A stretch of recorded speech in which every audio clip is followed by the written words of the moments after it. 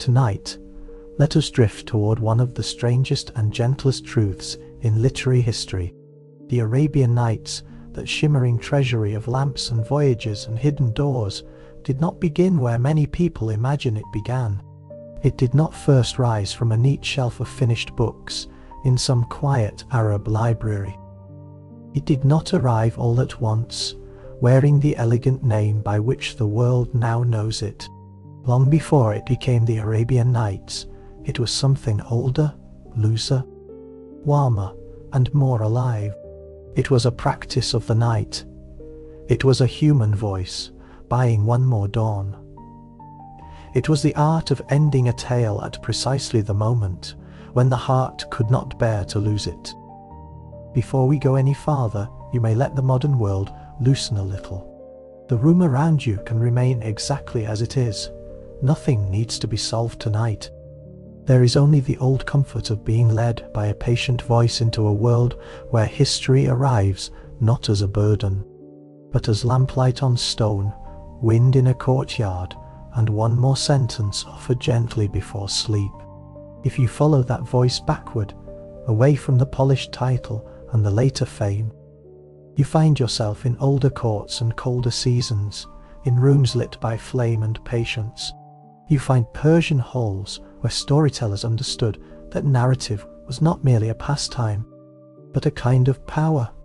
You find audiences wrapped in wool and silk, leaning toward the final sentence of the evening, only to discover that the story would continue tomorrow. You find the earliest wisdom of serial storytelling, which is not really about delay at all. It's about desire. It is about knowing that the mind returns most faithfully to what has not yet been completed. That old instinct is simple enough for a child to feel and deep enough for an empire to use. Leave the door half open. Let the horse stop at the edge of the forest. Let the merchant hear a sound in the dark and wait until tomorrow night to learn what made it. Once that secret was understood, the night itself became a stage. The listener did not merely hear a tale, the listener entered a rhythm. Return tomorrow, return next evening, return because the unfinished shape in the mind has become more powerful than sleep. And yet tonight, there is no need for haste. You do not need to hold all the names at once, or every century, or every manuscript. It is enough to imagine a world before modern shelves and printed editions, when stories moved the way incense moves through a room. Slowly, invisibly, by clinging to fabric, memory, breath, and longing. In such a world, a tale was never really owned. It was kept for a while, altered slightly, passed onward, and warmed by every tongue that carried it. It is worth lingering a little longer in that older Baghdad, because few cities have ever seemed so naturally made for the Arabian Nights. By day it was a capital of administration, scholarship, money, dispute, and law. By night it changed register.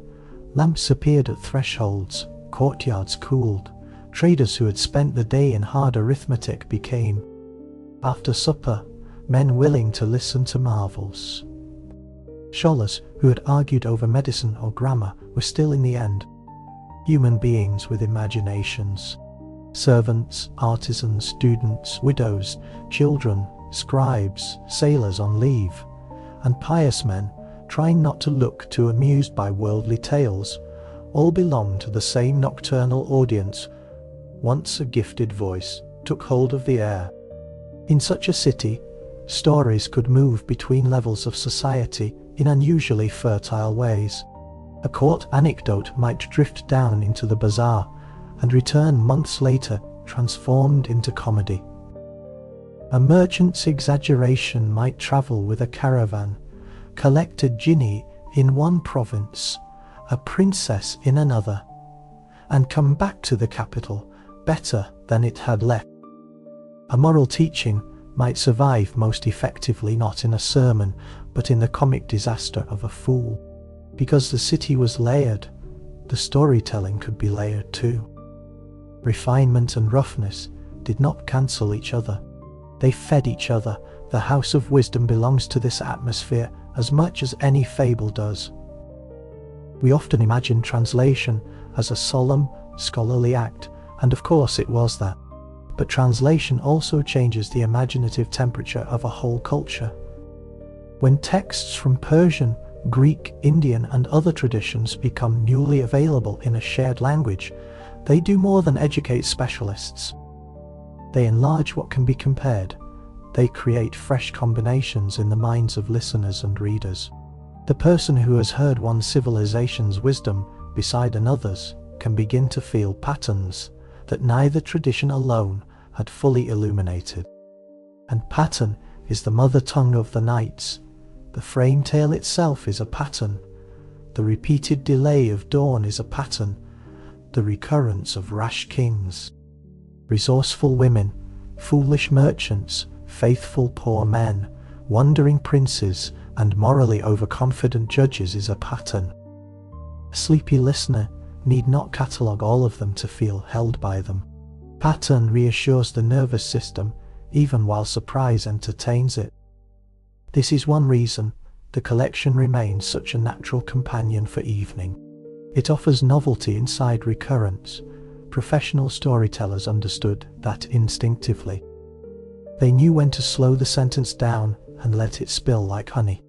They knew when to shorten a line and sharpen a laugh. They knew how to make a crowd lean in together, then release the tension before it grew too hard. They knew that a story told after sunset must honor the body as well as the mind.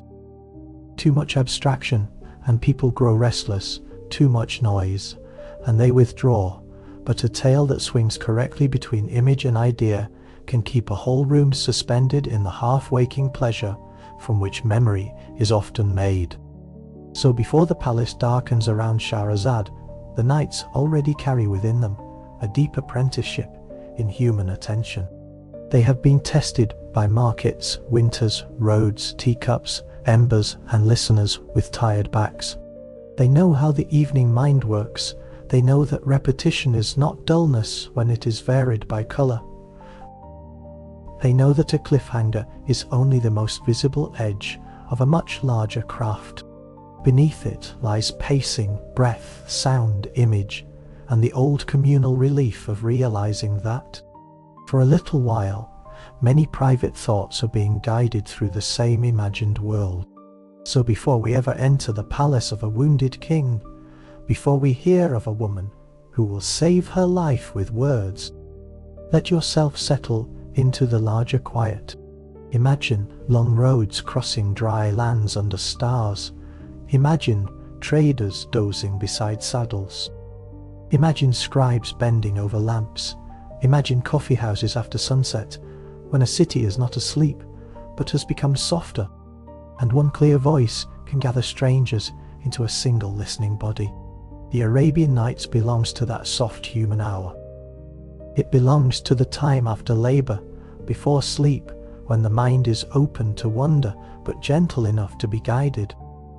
If you like, you can think of this story as a house built over many centuries, with rooms added one by one.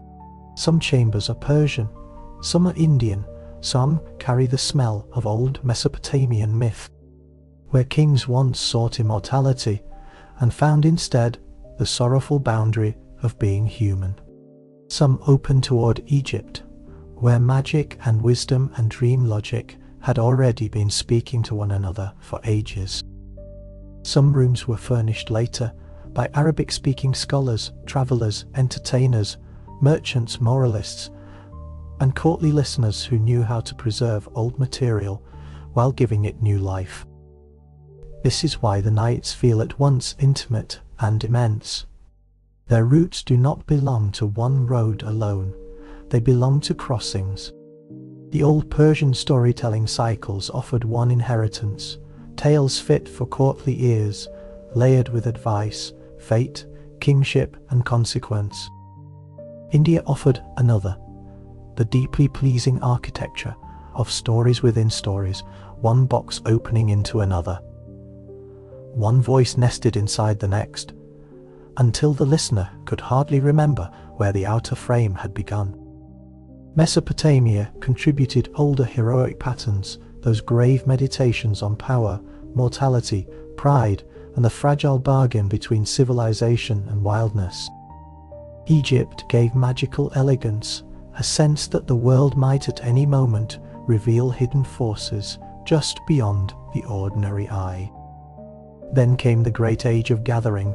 Under the Abbasid caliphs, especially in Baghdad, translation and exchange became not accidents, but habits of civilization. Scholars drew texts from many languages into Arabic. Philosophers, doctors, mathematicians, and theologians met in a city alive with traffic of every kind. But knowledge was not exchanged only in libraries. Caravans carried stories as surely as they carried textiles. Sailors carried them over harbours, pilgrims carried them from shrine to shrine, market performers tested them aloud before impatient audiences, trimming slow parts, extending beloved ones, learning what made people laugh, shiver, return, or remember. There is something profoundly comforting in that image. The great literary monuments of the world can seem so polished that they feel distant, like marble seen from below. But the Nights, in their deepest nature, remained close to the hand and mouth. They were revised by use, they were shaped by memory, they stayed alive because people wanted to hear them after dark. And in those long evenings, professional storytellers learned methods that are still recognizable now.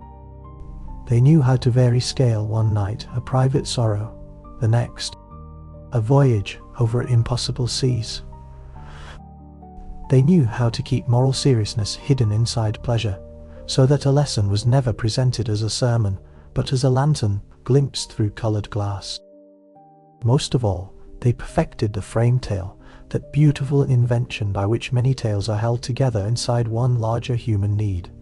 When a frame gives the stories gravity, it gives them continuity. It says that these are not random entertainments. These are the stories someone must tell and someone else must hear. That idea would prove decisive, because the most famous frame in world literature is not really about marvels, though marvels fill it. It is about injury. It is about fear becoming policy. It is about whether a human soul can be led back from the edge of its own distortion. And before that frame locks into place, before the chamber closes and the first tale begins, there must be one more figure in our lamplit approach. She does not arrive in a blaze. She does not need one. Her strength belongs to a quieter order. Shahrazad enters the history of imagination not as a warrior or an enchantress, but as a woman trained in the deepest technologies of attention. She has memory, intelligence, tact, learning, emotional discipline, and that rarer gift without which none of the others matter. She knows what kind of story belongs to what kind of wound. In later centuries, people would often remember her simply as the woman who kept telling stories for 1001 nights. But that is too small and strangely passive. Shahrazad is not merely a storyteller in the decorative sense. She's an architect of sequence. She understands pacing. She understands that people cannot be argued out of every darkness directly. She understands that the mind resists what humiliates it, but may surrender to what fascinates it. She understands that one tale can do what one accusation cannot. She understands above all that if the heart has become hard through pain, it may need to be softened in layers. When we imagine her education, we do not need to imagine a miracle. It is enough to imagine privilege joined to appetite. A vizier's daughter, perhaps, with access to tutors and books, but also with the yet uncommon stubbornness to ask for more than was expected of her. While others learned what a noble daughter should know, she learned what the world had already said about justice, temptation, kings, fools, merchants, lovers, exiles, sailors, and men ruined by their own certainties. She learned poetry, history, wise sayings, scriptural cadences, and the elasticity of oral performance. She learned that stories could be nested, delayed, and redirected like streams. She learned that humor could smuggle insight into guarded minds. She learned that wonder could keep a listener near long enough for truth to arrive later, softly dressed. There is also, in every lasting portrait of Shahrazad, a quality of inward composure. She is never at the mercy of her own brilliance. Her knowledge does not make her showy. Her intelligence is not used to dazzle for its own sake. It's used in service of timing, and timing is mercy's patient twin. The wrong truth at the wrong hour can harden a person further. The right image at the right hour can loosen something silently. Shahrazad seems to know this before the first night begins. Which matters, because the man she is preparing to face has fallen into one of the oldest and most terrible confusions in human life. He has mistaken the intensity of his pain for the universality of his conclusion. King Shahryar was not born a monster in the easy fairy tale sense. It is more unsettling than that. He was a ruler who discovered betrayal where he expected trust, and because the wound struck his pride, his marriage, and his idea of order all at once, he let that wound become a philosophy. The injury did not remain private, it spread. It took the shape of certainty, and certainty, when armed with power, can do things more methodical than madness. Imagine the scene not in lurid detail, but in the quieter horror that follows a single irreversible discovery. A king returns, perhaps too soon, perhaps unannounced, perhaps still carrying the dust of campaign or administration, and finds in his own protected world the thing he believed royal order had excluded. Betrayal is often most shattering, not because it is rare, but because it rearranges memory backward. Every kindness seems altered, every former sign becomes suspicious. The mind, unable to bear the singularity of one person's disloyalty, reaches for a larger explanation. It says, not this one woman, but women, not this one moment, but human nature, not this one wound, but a law that is the fatal enlargement. One grief becomes a doctrine in Shahyar's case. Doctrine became ritual, ritual became law, law became a machinery of dawn. Each evening he would marry a new bride. Each morning she would die before she could, in his fevered logic, betray him. Here is the unbearable chill of the frame story. He does not see himself as indulging rage forever. He sees himself as preventing future pain in his mind.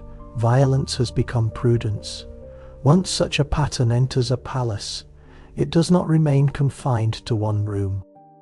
Servants learn to move quietly, officials stop meeting one another's eyes, families hide daughters or flee entirely. The court becomes a place where every wedding carries the stillness of a funeral procession. The executioner, who may once have believed his trade belonged to traitors and criminals, now feels innocence in the weight of the blade. The vizier, forced to supply brides to preserve his own household, becomes both functionary and accomplice, living in the slow ruin of moral exhaustion. A kingdom can be altered by a king's sorrow more thoroughly than by a drought. When fear enters the marriage bed and stays there, it seeps outward into the market, the nursery, the prayer hall, the stable yard, the kitchen, the courtyard, the road. It teaches an entire people to anticipate mourning with dread. Into that exhausted kingdom steps Shahrazad, and the step itself is already a kind of answer. Others have entered the chamber as victims. She enters it as a reader of patterns. This does not make her unafraid. Fear would be natural, and part of what makes her astonishing is that courage here is not the absence of terror, but the ability to think elegantly in its presence. Her father, if we imagine him fully, must have pleaded with her. He would know the routine too well. He would know that cleverness is useless if a king refuses to notice it, and that learning cannot turn a sword aside by force. Yet Shahrazad does not propose to defeat force with force. She proposes something subtler and more dangerous. She proposes to interrupt inevitability. She proposes to create, inside the king's most rigid routine, one new variable: suspended desire. Her plan requires not only stories but staging. Her younger sister, Dunyazad, becomes essential because the chamber must not feel like a place where a condemned woman begins speaking into the void. It must feel, almost at once, like a place of relationship. There will be a request for a story. There will be affection between sisters. There will be permission asked and granted. There will be, in other words, a social world inside the room where the king had reduced every bride to an object passing through a mechanism. This is more profound than it first appears. Tyranny often depends on stripping people of their relational contact. A person becomes easier to destroy once severed from all visible love. Shahrazad counters this from the first night. She does not stand alone before the king as a faceless function. She appears as a beloved elder sister, as a learned woman, as someone who comforts another human being. Before she argues for women's humanity, she makes him see it enacted. Then comes the first night itself, one of the most remarkable openings in their history of narrative. After the customary coupling, after the king settles into that inward posture from which death has become routine, Dunyazad asks for a tale. Shahrazad begins. It matters that the opening story is not random. A poor choice here would have meant death by dawn. The tale must be rich enough to grip, clear enough to follow in weariness, layered enough to do hidden work, and unfinished enough to compel mercy. The Merchant and the Jinni is exactly such a choice. A merchant travelling pauses to eat dates beneath a tree. As he tosses away the pits, a mighty Jinni appears and accuses him of having killed his invisible son. The act was accidental. The punishment demanded is absolute already, without a syllable of accusation directed at the king. The shape of his own moral distortion has entered the room in disguised form. A wounded being seeks blood for pain. Intention is ignored. Scale vanishes. Wrath presents itself as justice, but Shahrazad does not stop there. The merchant's predicament opens into further tales. Because old men arrive and offer stories in exchange for portions of his debt, life and narrative become braided. Story itself becomes currency, mercy, reprieve, relation. This is not merely clever structure, it is the first and gentlest lesson of the Thousand Nights. A life need not be decided in one blow when meaning can still be unfolded. And just as dawn approaches, just as the king's curiosity is fully lit, Shahrazad stops. She does not stop dramatically, she stops with tact. Morning has come. The rest will wait. That pause is the first crack in the sword. No argument has been won, no confession has been demanded. The king has not become kind. Yet he has hesitated, and hesitation in a ritual of killing is enormous. It means that another force has entered the circuit. Not pity yet, not wisdom yet, but appetite. The story is unfinished, and therefore the bride remains alive. Once that first delay has been secured, Shahrazad can begin the real work. She must never relax into simple entertainment. Every tale now has double labor to perform. On the surface it must delight, beneath the surface it must diagnose, redirect, complicate, and slowly heal. Too direct, and the king will resist. Too vague, and the nights will become empty spectacle. She walks that line with astonishing steadiness. The tales that follow in those early weeks are full of wit set against rage. A fisherman draws up from the sea not treasure, but a sealed vessel, and from it erupts a genie swollen with old grievance. The being is powerful, furious, unreasonable, yet the fisherman does not overpower him, he outthinks him. He turns pride against itself. In another mouth, this might be a simple comic pleasure. In Shahrazad's mouth, it becomes a recurring suggestion that force is not the highest form of mastery. Intelligence can contain what anger cannot. Then the horizon opens further. The fisherman's tale spills into stranger territories. Enchanted lakes, transformed cities, rulers struck by curses that mirror the inner condition of their hearts. Again and again, the same deeper grammar repeats beneath the marvels. People turn to stone because their lives have become hardened. Kingdoms become distorted because private wrongdoing has spread into public reality. Rescue comes not through blind retaliation, but through understanding the structure of the enchantment. This is important because Shahryar's kingdom is also under an enchantment, though no genie cast it. A single betrayal has frozen his moral imagination. He cannot see distinction, he cannot see gradation, he cannot see one woman as one woman. Shahrazad's tales keep offering him analogies in which curses are real. Damage is real, and yet the answer is never simple annihilation. There are other rooms she opens for him too, rooms of strangeness, comedy, embarrassment, and layered misunderstanding. In the tales of the dervishes and the ladies of Baghdad, men enter houses whose rules they do not understand, and discover, too late, how much of the world lies beyond their assumptions. In the Hunchback cycle, one mistaken death gives rise to a chain of absurd explanations. Each speaker convinced he has grasped the truth, when in fact he has only added another layer of confusion. Guilt migrates wildly, certainty becomes comic. Human beings reveal how quickly they construct neat stories from partial evidence. That too is medicine for a king whose entire cruelty rests on one overconfident conclusion. It would be easy, in retelling these wonders, to let the script become crowded with incidents and names.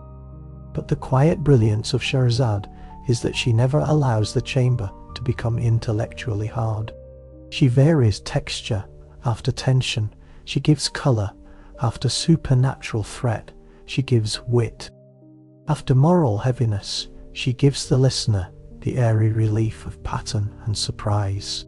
She understands what good sleepers and good patients alike require, not a hammering lesson, but a rhythm of intensity followed by ease.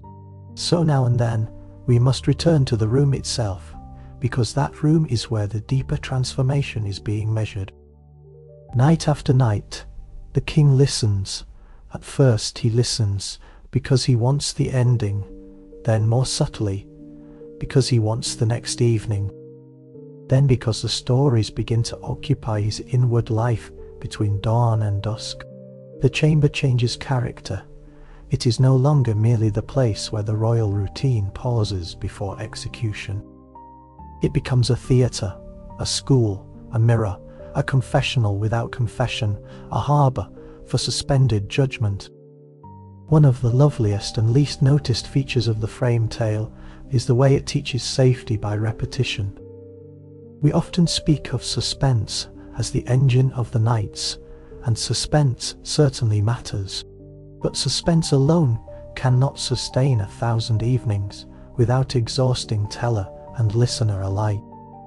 What sustains them is the return to the same chamber, the return to the same voice, the return to the same sisterly request, the return to night itself as a container rather than a threat. In bedtime storytelling, this pattern is pure gold. The listener does not have to orient from the beginning each time. The body recognizes where it has come back to. Imagine what that means for Shahryar. At first, a chamber is linked to ritualized violence. Then night by night, new associations gather. Curiosity enters. then expectation, then familiarity, then eventually a kind of dependence, though not an ugly one. He comes to need the stories not because they flatter him, but because they help him inhabit the hours without being devoured by his own wound. Shahrazad has not merely filled the nights, she has re-offered them. There is mercy in this for the kingdom as well. A society ruled by fear loses its ordinary repetitions. Festivals feel dangerous, domestic routines are strained by rumour. Sleep itself becomes difficult when power has made the next morning morally unpredictable. By reinstalling pattern in the palace, Shahrazad slowly reinstalls pattern in the city. The palace is where symbolic weather forms. If night after night passes without a bridal death, people begin cautiously to exhale. If enough nights pass, exhaling becomes habit again. This is one reason the story continues to feel larger than a private marriage narrative. The healing of Shahryar is never merely personal. His private inner life had become public machinery. Therefore, its correction must ripple outward as he learns to delay judgment. Others regain time. As he learns to hear singular persons instead of categories, households recover their daughters. As he learns to dwell in a story rather than in a wound, the kingdom itself re-enters duration. Outside, the kingdom notices practical signs before it knows the inward ones. No bride dies at dawn, then no bride dies the next dawn. The executioner's work thins. Families who had hidden daughters begin to wonder whether rumour may now carry hope instead of doom. The vizier, who had been living inside a grinder of obedience and shame, feels the first impossible slackening of the machine. Inside, the signs are quieter. A question asked, a longer silence after a tale ends. A brow not hardened but thoughtful. The sister's entrance no longer a strange device, but part of the night's expected tenderness. Shahrazad is careful. With all of it, she knows that one does not drag a wounded mind toward the light. One invites it to stand near the doorway, then lets it decide, again and again, not to retreat. As the months lengthen, her storytelling grows more exact in another direction. The early nights dealt with rage, proportion, and the danger of judgment severed from intention. The next nights must reach into kingship itself. So the stories begin to ask, what makes a ruler wise? What makes him monstrous? What happens when a sovereign listens only to fear? What if evidence is false, motives mixed, appearances deceptive, advisors corrupt, anger hasty, and punishment irreversible? These are no longer merely tales of wonder. They are treatises on leadership concealed inside velvet. A prince is falsely accused and nearly killed before wiser counsel delays the sentence. A king, cured by a loyal physician, turns paranoid and destroys the very man who healed him, only to discover too late the cost of killing trust. A murder mystery reveals that jealousy can build an apparently perfect case from meaningless fragments. A cursed ruler sits half stone in a wasted kingdom, a picture of what happens when private violation hardens public life. Through such narratives, Shahrazad accomplishes something extraordinary. She lets Shahryar examine himself without ever being directly accused. He is never cornered, he is accompanied. The stories stand beside him and say, in effect, there are other kings, other eras, other endings. Look there first. If he recognizes himself, the recognition is his own. This is the genius of indirection. Human pride can survive many things, but it resists humiliation like a fortress. Shahrazad does not humiliate, she humanizes. She widens his field of vision until the shape of his own soul becomes visible at the edge of other people's stories. There are nights, too, in which Shahrazad lets the king feel the quiet dignity of ordinary people. This is another subtle correction to a ruler's wounded grandeur. Kings who suffer often imagine that suffering belongs to them on a grander scale than to anyone else. Stories about merchants, fishermen, porters, tailors, labourers, and obscure wives remind the listener that pain and confusion are not royal monopolies. The world is full of people improvising meaning under pressures less visible than a throne's, but no less real. A fisherman casting his net 4 times according to habit is not simply a picturesque poor man in one of her tales. He is an emblem of patient routine in a world full of erratic outcomes. 3 times the net yields junk on the 4th. Wonder how soothing that is. Really, if one lingers with it, life may return little for a long while, and then, suddenly, something entirely different rises from the same water.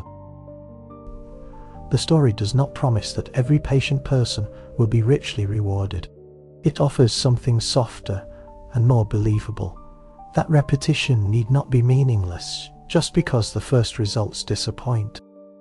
Likewise, the comic confusions of the Hunchback cycle do more than amuse. They humble certainty at a human scale. Each person involved believes he sees clearly. Each is wrong in a different way. One blames himself too quickly. Another blames circumstance. Another hides from authority. Another tells a story to save his neck. The result is not merely chaos. It is an anatomy of how narratives form under pressure. People do not wait for perfect truth before constructing an explanation. They seize whatever fragments are near to hand and make a case. Shahryar has done exactly this with his own life, only with deadly consequences. By laughing at lesser errors in others, he is slowly being invited to recognize the grotesque seriousness of his own. Then there are the tales in which caliphs and sultans move in disguise among common people. These are especially brilliant offerings for a king. A ruler, hearing such stories, is drawn into a fantasy both flattering and corrective. He is still a king, still central, still powerful, yet the best rulers in these tales are the ones willing to step outside ceremonial distance and learn how life actually feels below the level of proclamation. Wisdom, the stories imply, is not only knowing what commands to issue, it is knowing what those commands become when they descend into real kitchens. Alleys, marriages, shops, and sleepless rooms. For a bedtime listener, these recurring descents are wonderfully balancing.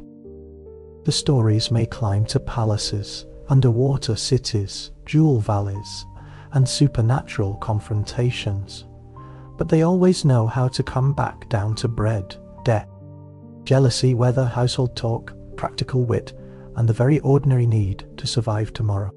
That mixture is part of the collection's peculiar emotional truth. It never loses touch with the floor, even while it opens the ceiling. And because Shahrazad is guiding not only a king, but the pace of the entire night, she keeps the emotional edges rounded. A cruel advisor is frightening, but soon another character's cleverness enters. A sorrowful misunderstanding darkens the air, but a domestic image follows it. A lamp, a loaf, a wash basin, a sister's hand, a quiet step in a corridor. She is continuously managing contrast. She gives the mind enough shadow to feel depth, but never so much that it cannot find its way back to warmth. This is why the middle of the 1,000 Nights, when told well, does not feel like a lecture on justice disguised as folklore. It feels like weather. Clouds gather and pass. A little rain, a little moonlight, some distant thunder, then stillness over rooftops again. The listener remains engaged because the atmosphere keeps changing while the larger climate remains mercifully coherent. By the second year, the work has deepened enough that Shahrazad can risk a different sort of grandeur. The king's appetite for stories has grown, and appetite, if wisely guided, can carry a listener into longer waters. Now she begins to use the large emotions of travel, adventure, and wonder not merely to entertain him, but to soften the middle hours of the long healing. This is where many tellers might grow heavy, piling marvel upon marvel until the mind feels crowded. Shahrazad does the opposite. She lets the world breathe. Into that breathing world sails Sinbad. It is a perfect choice for this stage of the Thousand Nights. Sinbad brings movement without harshness, danger without despair, scale without moral shouting. Above all, he brings repetition with variation, which is one of the hidden treasures of sleep-friendly storytelling. A voyage begins, fortune rises, illusion appears, disaster comes, survival follows. A new lesson settles in, then, after a pause, another voyage begins. The pattern is soothing, even when the incidents are marvelous, because the listener learns the wave before the next crest arrives. At first, Sinbad seems almost foolish in his restlessness. He inherits wealth, spends it carelessly, grows uneasy with stillness, and heads out to repair his fortunes across the sea. But the sea he enters is not simply a geographical one. It is a school for desire. Again and again he reaches toward what glitters, misreads what appears stable, trusts what should be questioned, or fails to understand the scale of the world into which he has sailed. One day, the crew lands on what seems to be an island, solid ground after long rocking water. Fires are lit, food is prepared, then the island stirs, because it is not an island at all, but the back of a sleeping whale. There is something almost tender in this image when told at night. The sea has deceived them, but not maliciously. Reality is simply larger and stranger than human expectation. The lesson is not terror, it is humility. What feels firm may move. What seems known may wake in another adventure. Diamonds lie beyond easy reach, in a valley guarded by danger, and cleverness is needed to obtain them indirectly. In another, a monstrous old man fastens himself to Sinbad's shoulders and becomes a living burden, a parasite of fatigue and command. In another, giant birds, distant islands, hidden rivers, and impossible survivals continue the quiet work of metaphor. The voyages never stop being fun, but underneath the fun runs a current of correction. Shahryar, listening, hears of a man who keeps wanting more and is repeatedly forced into wiser proportion. He hears of wealth that cannot guarantee safety, of appetite that leads into captivity, of cunning used not for cruelty but escape, of wonder linked to gratitude rather than possession. He hears, too, the recurring shape of return. Sinbad leaves and returns. He leaves and returns. He comes back altered. He tells his tale.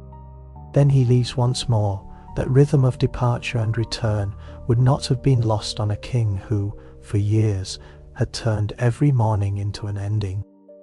Shahrazad is teaching him another possible rhythm for life.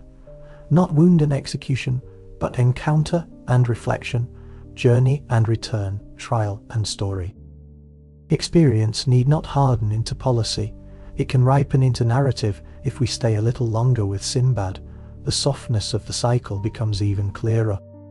In retellings made for children, the voyages can seem like a parade of giant set pieces, each one louder than the last. But in the older bedtime rhythm, what matters just as much as the marvel is the pause after it. Sinbad survives, returns, recounts, reflects, and sits again in the company of someone willing to hear. Adventure is repeatedly converted into narration. Experience ripens into speech. That conversion is important. An event alone can remain merely chaotic. A narrated event begins to acquire shape. The porter who listens to Sinbad is therefore not a decorative extra. He is the figure through whom adventure becomes humanly digestible. He envies first, then listens, then understands that prosperity contains shipwrecks invisible from the street. His presence allows the tales to breathe relationally. One man speaks, another hears, and a new moral proportion enters the room. There is something almost oceanic in how Shahrazad uses these voyages within the larger frame. The stories expand the chamber without ever abandoning it. Suddenly, the king who once could not bear the uncertainty of a single woman's freedom is listening to storms. Islands, currents and horizons no decree can control. The sea is a magnificent tutor for rigid minds. It has no respect for human certainties. It enlarges whatever enters it. It strips pride, then offers beauty. It threatens, but it also sings. A listener brought repeatedly to sea may slowly become more spacious inside. And Sinbad himself grows softer as he grows older. He begins in appetite and ends nearer gratitude. He begins in the language of gain and ends in the language of having seen enough to value home. That arc matters enormously within the Nights because it offers the king a non-humiliating model of maturation. Shahryar does not have to imagine himself as a villain who becomes a saint overnight. He can imagine something gentler and more plausible. A man whose desires are educated, whose scale of value changes, whose idea of what counts as victory matures. The same can be said of other famous late tales that would one day overshadow the frame for many readers. Aladdin, in the form most of the world now knows, is less anciently rooted in the Arabic manuscript tradition than people assume. Yet his afterlife reveals something true about the collection's appetite. Here again is a poor young man raised suddenly towards splendor, yet forced to learn that possession of power is not the same as skill in using it. A lamp may obey, but the person who commands it must still choose. The moral imagination of the Nights repeatedly returns to this question. Not can one gain power, but what kind of self must one become in order not to be deformed by it? Ali Baba and the Thieves offer a parallel question from another social angle. Wealth hidden in a cave, crime organized with frightening efficiency, danger met by practical intelligence rather than noble force. And at the center of the tale, a clever woman whose alertness saves a household from destruction. Once again, the collection places wit where brute strength expected to dominate.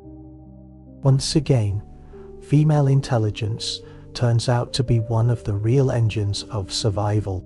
Once again, the listener learns that power often misjudges what form its opposition will take. These stories, whether anciently embedded or later attached through the collection's wandering afterlife, belong comfortably inside the greater emotional ecology of the Nights because they preserve its core habits. Wonder, yes. Fortune reversed, yes. Hidden chambers, yes. But also moral testing, social mobility, the exposure of vanity, the reward of alertness, and that recurring faith that human beings are not trapped forever inside the first version of themselves.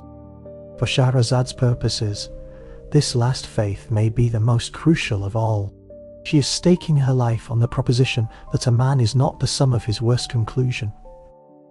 Every night she tells another story. She acts as though character can still move. Sinbad proves that restlessness can ripen into wisdom. The fisherman proves that weakness need not mean helplessness. The falsely accused prove that truth may surface after delay. The disguised caliph proves that authority can learn. The clever slave girl proves that social rank does not exhaust human worth. The whole collection, if one steps back far enough, becomes a vast rebuttal to fatalism. And fatalism is what Shahryar had made into law. He had decided that betrayal was inevitable. Women were uniform, and blood was the only defense. Against that grim machine, Shahrazad sets not one argument, but 1,000 forms of contingency. Perhaps not, Perhaps there is another explanation. Perhaps the monster can be delayed. Perhaps the seeming fool is wise. Perhaps the poor man survives. Perhaps the angry king is wrong. Perhaps the story is not over. What better medicine for the sleepless certainty of a damaged ruler than that repeated, perhaps? There is another subtle brilliance in the Sinbad cycle. The adventurer tells his stories to a poor reporter who envies his prosperity. This secondary frame matters. It places wonder inside a social relationship. Wealth speaks to poverty. Experience answers resentment, not by denying inequality, but by humanizing success through remembered peril. Sinbad is not only a lucky man, he is a battered one, and his splendor is stitched to vulnerability. Such framing keeps even the grandest adventures from becoming shallow fantasy. They remain rooted in conversation, comparison, and the old human wish to make one life legible to another. By now, the king is no longer listening the way he listened at the start.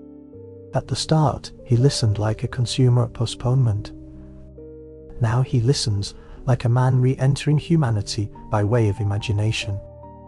He asks questions not only about what happened next, but about why a character chose as he did, why mercy triumphed here and suspicion failed there, why a fool mistook greed for wisdom, why a ruler who feared betrayal became the author of his own ruin.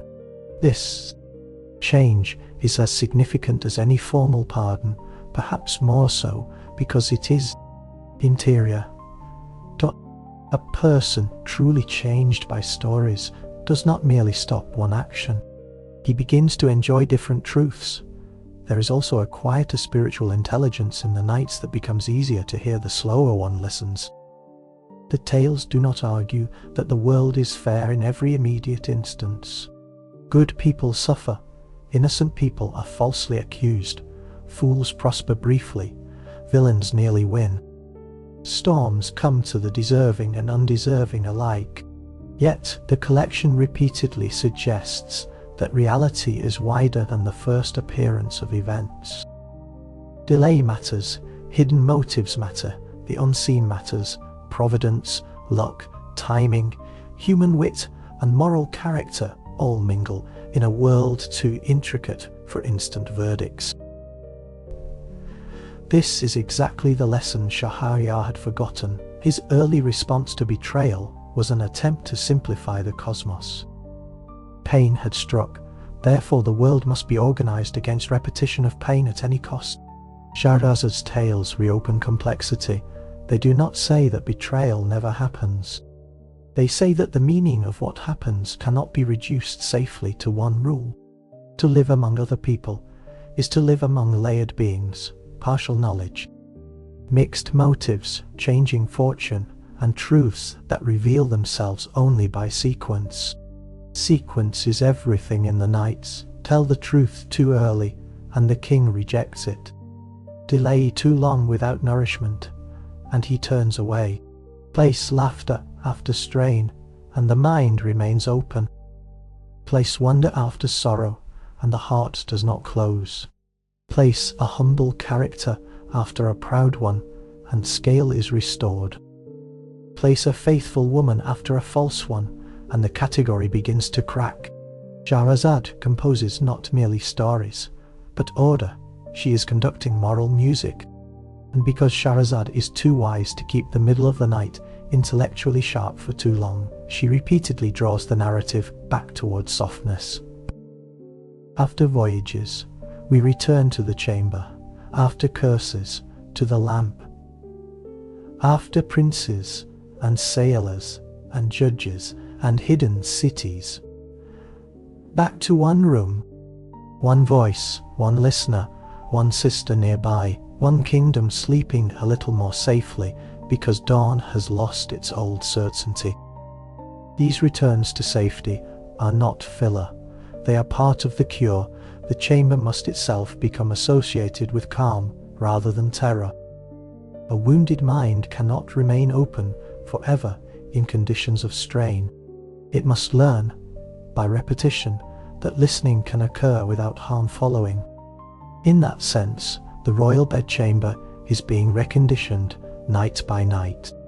What was once a sight of dread becomes a sight of suspended violence, then of curiosity, then of thought, then of reluctant warmth. Outside the palace, the change continues to widen. Families return more confidently. Weddings begin again to resemble weddings. Songs return to houses that had gone mute. Children hear less whispering. Even the city's routine rhythms alter when death no longer casts the same shadow across every dawn. Perhaps no proclamation has yet been issued. Perhaps the king himself has not named what is happening. But power can shift before it is admitted in the later stories of the long cycle. Shahrazad enters still, subtler terrain. Once a man has begun to doubt his own cruelty, he may nonetheless remain incapable of love. Once he has ceased to kill, he may still not know how to trust. It is therefore not enough to train Shahryar out of wrath. She must also train him into complexity. She must lead him beyond the crude binary of loyalty and betrayal toward a richer knowledge of attachment, patience, error, endurance, and repair. So the stories gradually turn toward love, but never in a simple, sugary way. These are not tales designed to flatter longing. They are tales designed to mature it. Lovers are separated by distance, disguise, misrecognition, bad timing, social obstacles, invisible tests. Bonds survive not because desire is intense, but because character proves itself across time. Women in these narratives are not decorative rewards for male persistence. They are intelligent presences, agents of discernment, sources of moral testing, and often the steadier half of a broken world. This matters immensely. Shahryar's earliest doctrine had reduced women to a single threatening category. Shahrazad counters not with one speech about feminine virtue, which he could dismiss, but with a gallery of women too various to flatten. Loyal women, witty women, resourceful women, patient women, women under constraint. Women making dangerous choices for good reasons. Women whose fidelity is tested. Women whose value has nothing to do with possession. Again and again, the lesson returns in different garments. If you simplify people to protect yourself, you do not actually become safer. You become blind. There are tales of princes who must learn that love cannot be commanded like a decree. There are tales of women navigating systems that treat them as prizes and yet preserving agency through intelligence and timing. There are tales of the falsely accused whose goodness is not proven by a single dramatic defense, but by the steadiness with which they endure injustice without becoming base themselves. This is crucial instruction for a man whose whole moral catastrophe began with a single event interpreted as total revelation. Shahrazad keeps teaching the opposite principle. No single moment is large enough to contain the truth of a soul. In the long middle reaches of these nights, the storytelling becomes especially smooth. If you were listening from the edge of sleep, you would feel less and less that you were being marched through a thesis, and more that you were floating through a river of examples that somehow all bent toward the same sea. That is exactly what great bedtime history requires. It must be coherent without feeling crowded. It must teach without poking the listener. Awake, it must move, but not jolt. Shahrazad's own method offers the perfect model. This is also where the hidden generosity of her storytelling begins to matter. She's not merely saving herself, and not merely reforming a king. She is restoring narrative itself to a kingdom that had lost the right to ordinary anticipation. Under terror, the future narrows. People stop imagining widely. They live from one morning to the next. But stories reopen duration. They make tomorrow worth reaching. they make memory and expectation meet in a gentler shape. 1,000 nights of storytelling are not only an intervention in one marriage bed. They are a repair of time. Little by little, the king begins to listen like a human being again. There is no trumpet for this, no sudden speech in which he renounces all former error.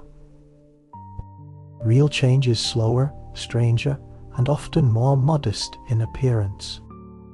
It shows itself in the quality of attention, in whether a listener can endure ambiguity without demanding immediate punishment, in whether he notices pain in others that is not his own, in whether he can enjoy a story whose lesson does not flatter him.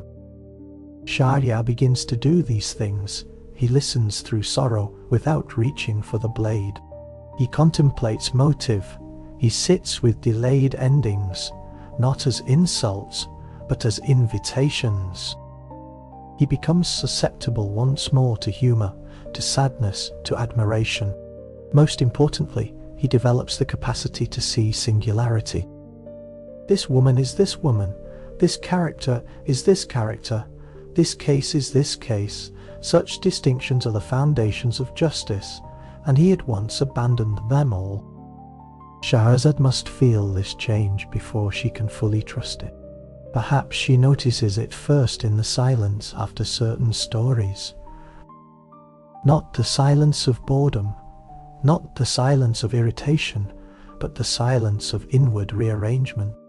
Perhaps she notices that his questions are no longer all pointed toward outcome, but sometimes toward meaning. Perhaps she notices too that he no longer hears women in the tales as interchangeable symbols. He hears them as persons, and because she is wise, she does not answer that inward rearrangement with more force.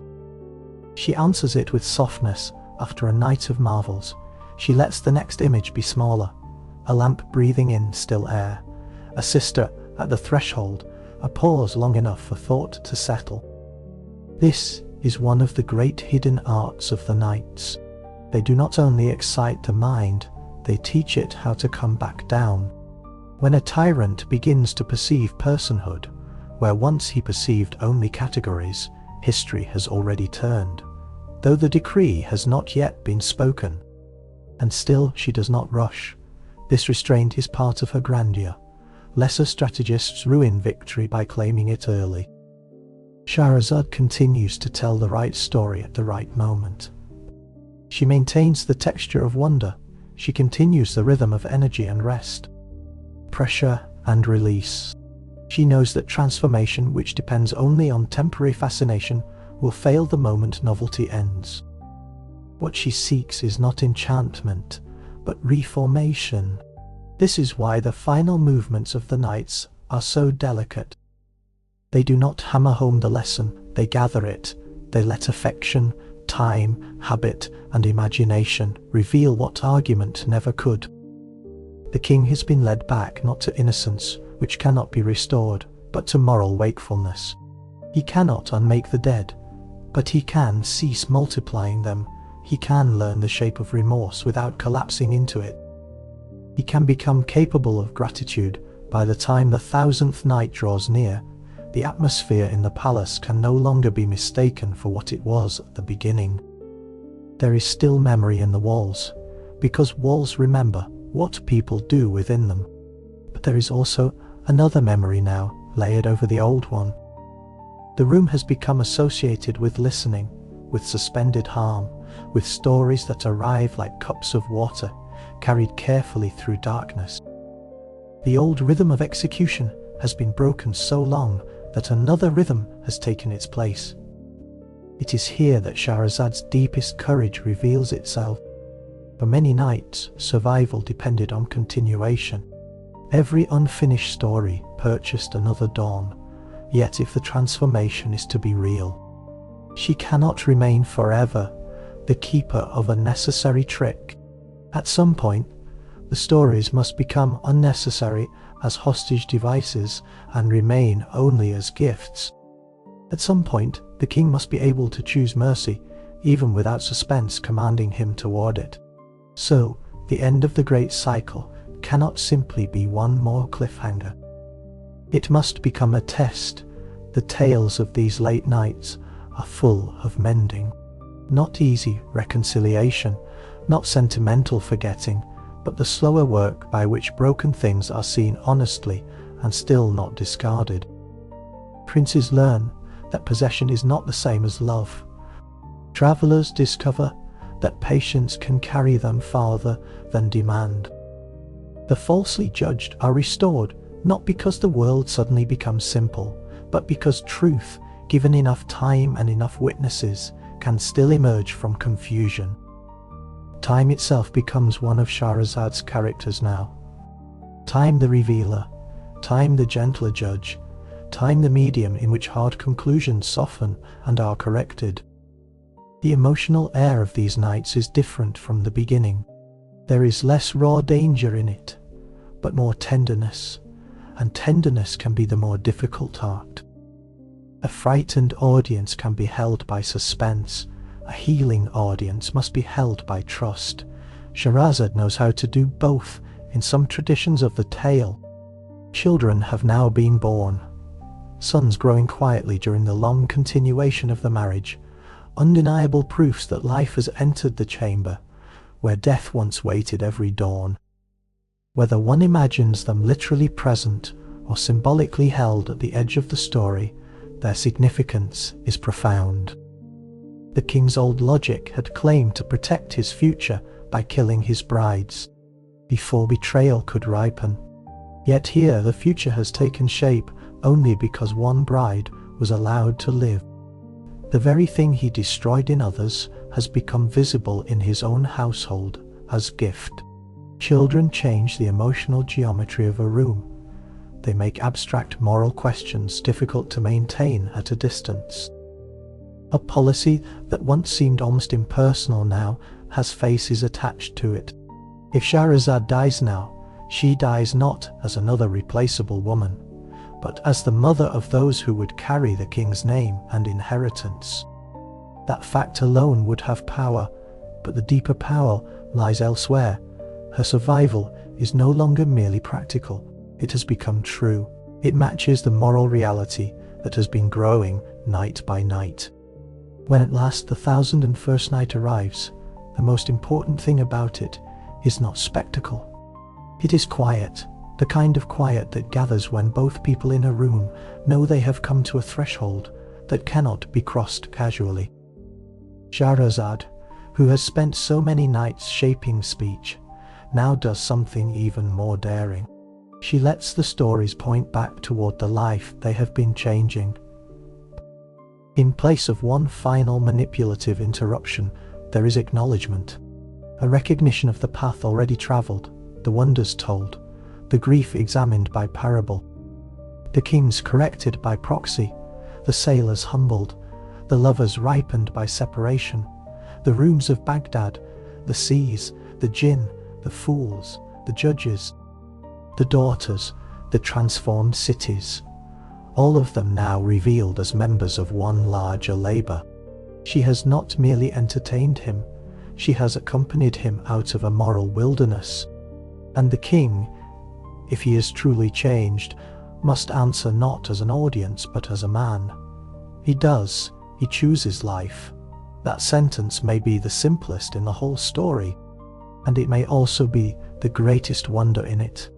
Not the lamp, not the flying carpet, not the valley of diamonds, not the sealed vessel, or the giant bird, or the speaking fish.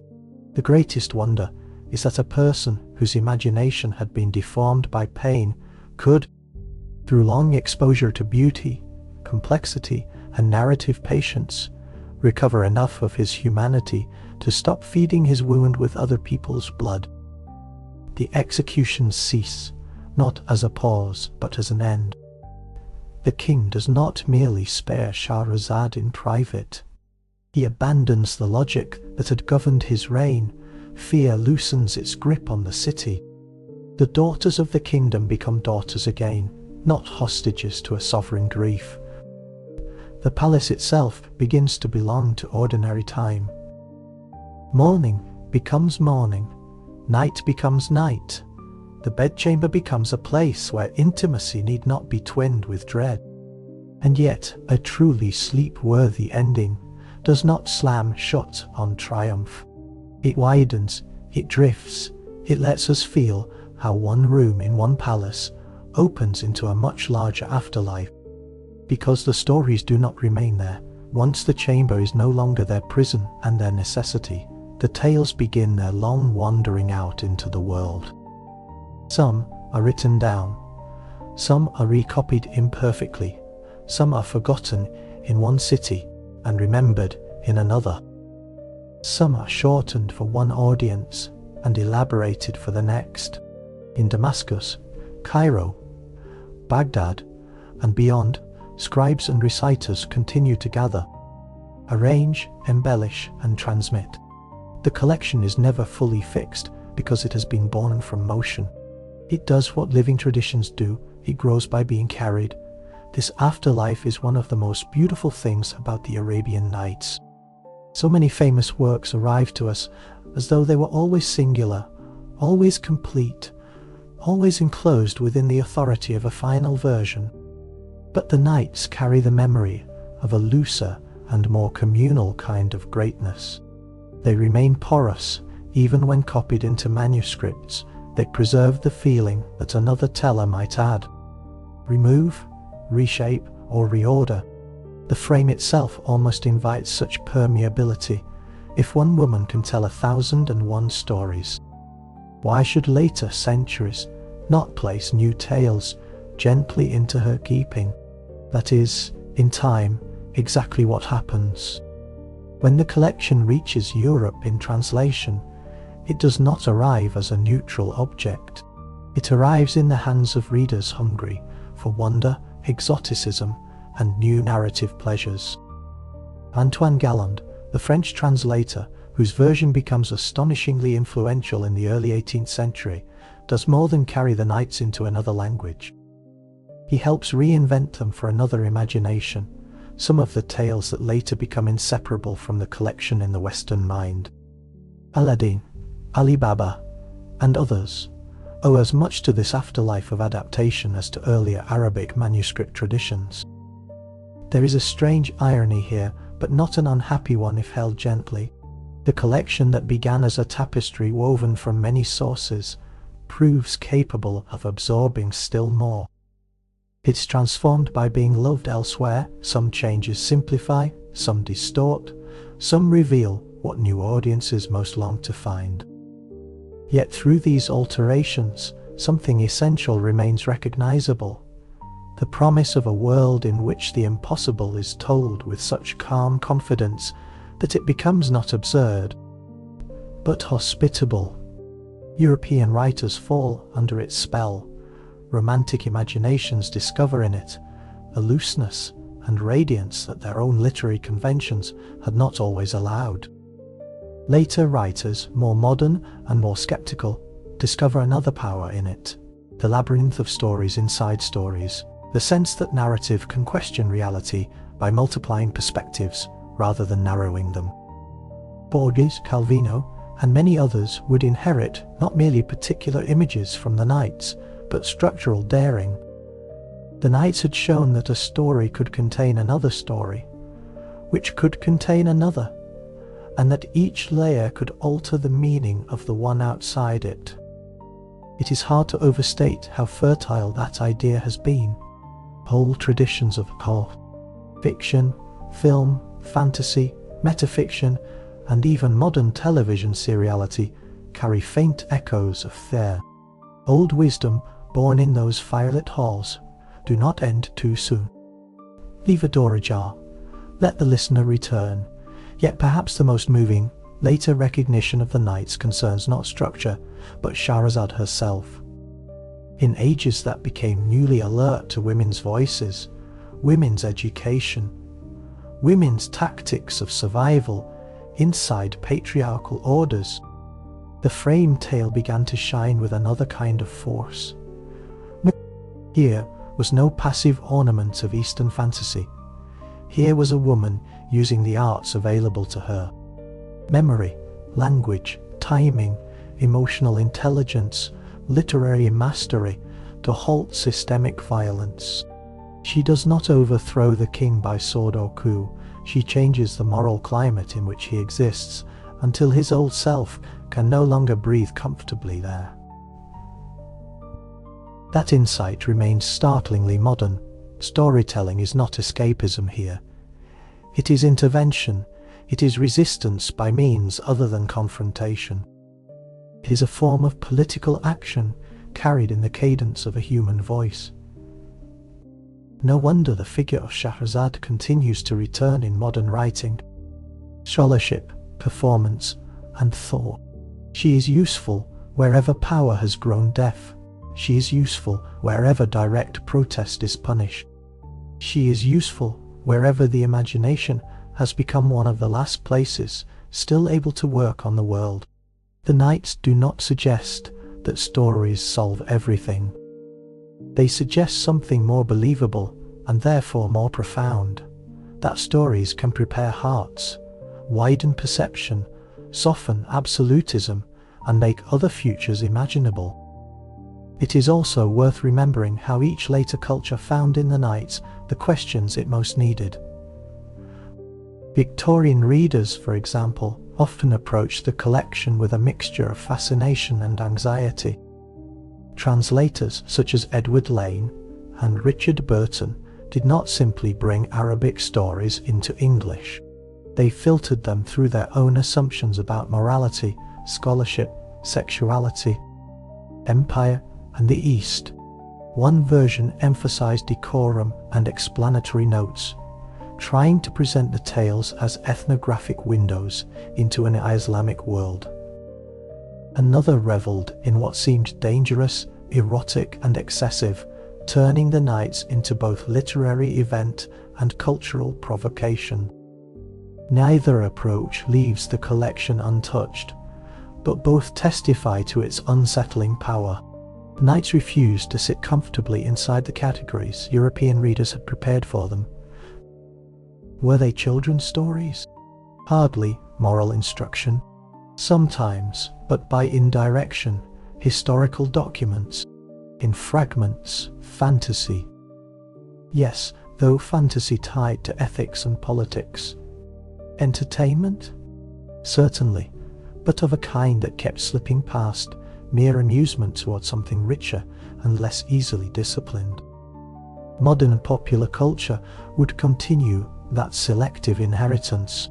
Stage spectacles, silent films, lavish epics, cartoons, and family adaptations extracted bright jewels from the larger treasury and reset them for new audiences. Flying carpets rose above cities that bore only the vaguest resemblance to any historical Baghdad. Genies became comic companions, villains became cleaner and more singular than the morally mixed worlds of the older tales. Yet even simplified versions could not entirely erase the underlying enchantment. Our children hearing these retellings still sensed the old invitation into hidden rooms, secret names, changing fortune, and the possibility that intelligence might outmaneuver brute command. At the same time, scholars and writers from the Middle East and beyond continued returning to the Nights not as exotic property, but as a living archive of narrative possibility. Modern Arabic literature found in the collection both burden and resource. How does one write after such a monument? By imitating it? By resisting it? By arguing with it? Novelists and poets discovered that the answer could be all three at once. The Nights offered not a fixed style to copy, but a courage of structure, a confidence that serious matters need not be told solemnly, and that fantasy can carry political insight more subtly than direct statement.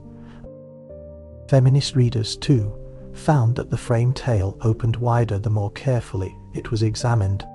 Shahrazad had long been admired for cleverness, but admiration often turned her into ornament.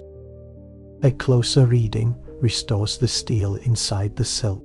She studies power, calibrates sequence, manages risk, recruits an ally, uses effect strategically.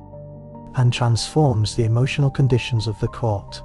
She does not survive by flattering male violence, she survives by outlasting its narrative. That is a different thing entirely. This has made her available as a figure of inspiration in contexts she could never have anticipated. Wherever language must do work that open force cannot safely do, Shahrazad returns. Wherever art is asked to preserve complexity under systems that reward simplification, she returns. Wherever people need examples of resistance that do not look like conquest, she returns.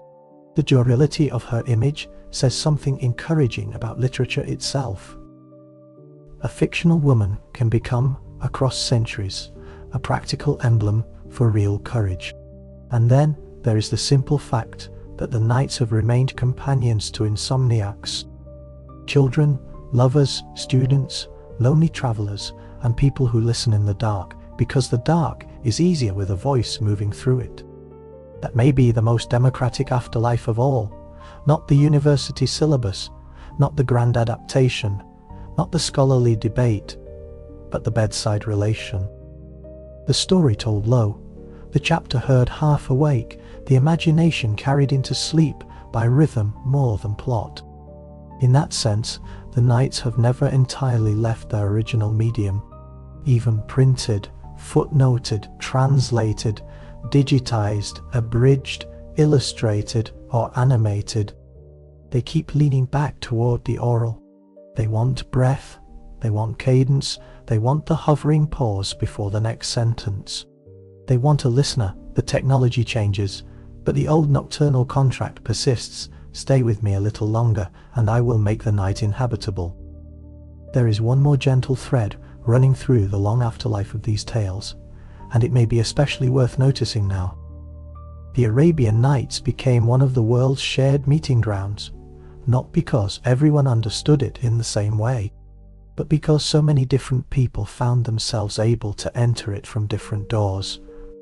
A child could enter through the marvel, a ruler through the politics of judgment, a scholar through the manuscript tradition, a poet through imagery, a woman under pressure through Shahrazad's tactical patience, a weary labourer through the comic wisdom of poor men surviving one more day, a modern listener, lying in the dark with the day's noise still leaving the body, can enter through cadence. That generosity of entry may be part of the collection's deepest kindness. It does not demand a single correct posture from its audience. It offers thresholds. Come in through the sea if you like, through the market, through the palace, through the secret cave, the talking bird, the disguised caliph, the overconfident jinni, the faithful wife, the foolish husband, the wandering dervish, the lamp lit in one room while the whole city sleeps. Somewhere inside, the stories begin gently adjusting scale. What seemed private becomes historical. What seemed historical becomes intimate. What seemed impossible becomes emotionally true. In more recent times, the Nights have crossed into classrooms, radio programs, bedtime recordings, illustrated editions, and digital archives where manuscripts can be compared across continents with a few gestures of the hand. Yet even these modern forms cannot quite erase the older bodily memory of listening. The pages glow now from screens rather than lamps. The voice may come through headphones rather than from a sister at the bedside. Still, the essential exchange endures. Someone speaks, someone stays. Time is lengthened, fear is delayed, meaning is allowed to arrive by sequence instead of force. And perhaps that is another reason the collection continues to matter in periods of cultural tension. The Nights remind later readers that Islamic civilization was not merely a backdrop for warfare in other people's histories, nor merely a storehouse of picturesque images. It was also one of the great workshops of world storytelling, a place where translation, exchange, memory, and artistic refinement were cultivated with astonishing seriousness. To listen carefully to the Nights is to remember that civilizations meet most fruitfully, not only by conquering one another, but by learning how to carry one another's stories. When the tales travel westward, eastward, into modernity, into scholarship, into family entertainment, into deep literary experiment, some of that original complexity is always at risk. Yet some of it also survives by becoming useful to new needs. The stories continue teaching against certainty. They continue honoring wit over blunt force. They continue making room for female intelligence in cultures that would prefer otherwise. They continue insisting, quietly but stubbornly, that a good ending is often the result of patience rather than speed. If you have ever found yourself wanting to linger at the end of a chapter instead of rushing into the next task, you have already felt a little of Shahrazad's craft.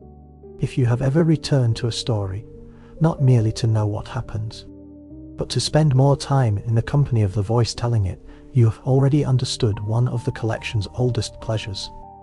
And if these old histories, with their lamps and markets and shifting moral weather, become companions on more than one evening, that too would be perfectly in keeping with how the Nights have always lived. Even psychology, in its newer languages, has found a way back toward what the frame tale knew all along. Human beings live partly inside the stories they tell about what happened to them. Trauma narrows those stories, hardens them, turns one wound into the law of the whole self. Healing often begins when a person can bear new meaning, new sequence, new context, new metaphor. Shahrazad may not speak in the terms of therapy, but she practices a narrative art of reauthoring. She does not deny the king's injury, she refuses its empire. There is a reason this feels so restful when told at night. Restfulness is not the same as emptiness. It is not the absence of difficulty, it is the presence of form large enough to hold difficulty without panic. The Arabian Nights has that largeness. It can hold betrayal, fear, exile, temptation, greed, absurdity, wonder, tenderness, and loss without collapsing into any one of them. It gives the listener a pattern broad enough to survive within, and perhaps that is why the collection has travelled so far and lasted so long. Not simply because it is colourful, not simply because it is full of marvels, but because beneath the marvels lies a confidence that human beings can be led, story by story, from narrowness toward breadth, from reaction toward reflection, from cruelty toward attention, from loneliness toward relation. Even its imperfections become part of its charm. The nights are not neat, they are not uniform.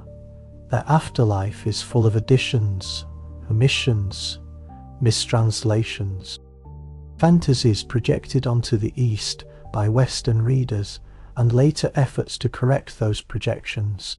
Yet through all that movement, the pulse remains a voice in the dark, an unfinished story, a listener held a little longer than violence expected. If you imagine the manuscripts themselves, copied by hand, carried across regions, opened under lamps by readers, in worlds very different from the one that first framed them, you begin to feel another kind of wonder. The stories escape the palace not only geographically, but historically. They survive the fall of dynasties, the changing of languages, the rise of print, the reach of empire, the distortions of adaptation, the simplifications of popular retelling. They entered children's rooms, scholars' studies, theatre stages, cinema screens, university courses, bedtime routines, and private memory. And still, at their quiet core, one image remains undefeated by time. A woman speaking, because dawn is coming. A man listening, because for the first time in years, he wants something more than control. A kingdom, waiting unknowingly on the outcome of that conversation. It is a beautiful image to end near, because it reminds us that civilizations do not endure only through armies, walls, or laws. They endure through forms of attention passed from person to person, through the ability to remember old stories and reshape them for new wounds, through the willingness to spend the night in language rather than in violence, through listeners who return, through tellers who know how not to hurry truth.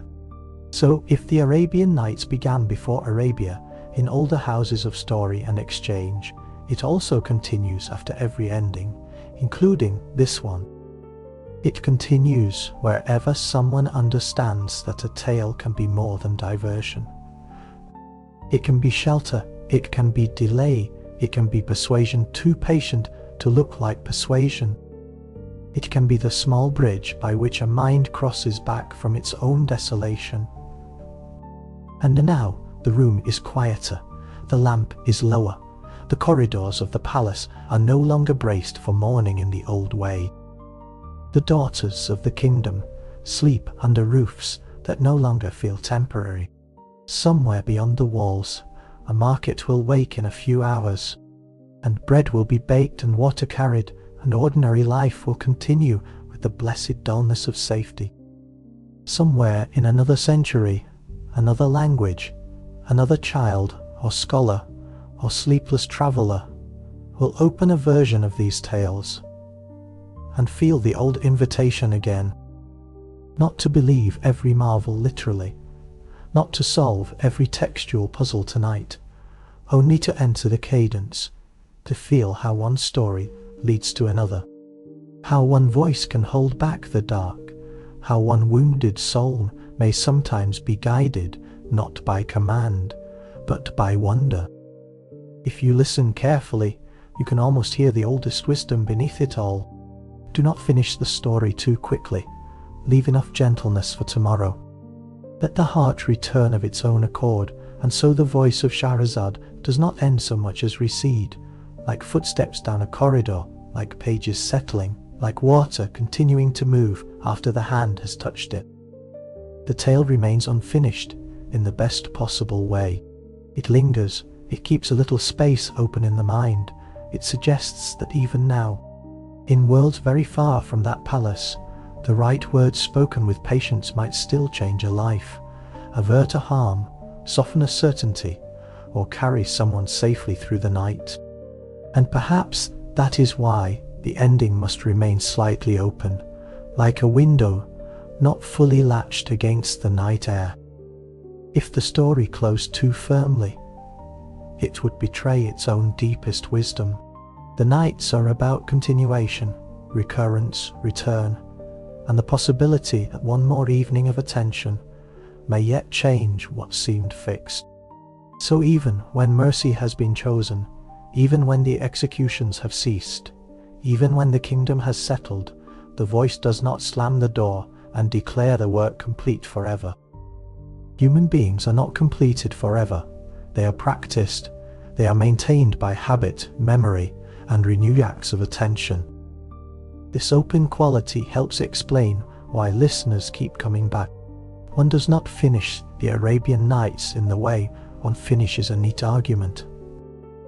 One leaves it as one leaves a city at dusk, carrying sounds away that continue after departure. A phrase lingers, an image recurs days later, a moral relation silently rearranges itself in memory. The stories have entered the inner furnishings of the mind, where they go on doing their work without announcement. So the final comfort of the nights may be this, that human beings are narratable creatures. We are damaged by stories told too rigidly, too hastily, too cruelly. We are also healed by stories made wider, slower, and more merciful. Shahrazad's genius was not that she escaped reality into fiction. It was that she used fiction to make reality inhabitable again. That art has not grown old. It waits wherever someone dares to speak with patience, into a room governed by fear. That is the quiet inheritance of the Arabian Nights. Not only its marvels, its mercy, if some small part of you remains listening even after the words have gone quiet. Let it remain. Let it wander a little among courtyards, sea roads, ink, cedar chests, and the sound of a woman who understood that gentleness could outlast fear. Somewhere beyond the last page, the night is still open, the lamp is still ope, burning low, and the story, mercifully, has not quite finished with us.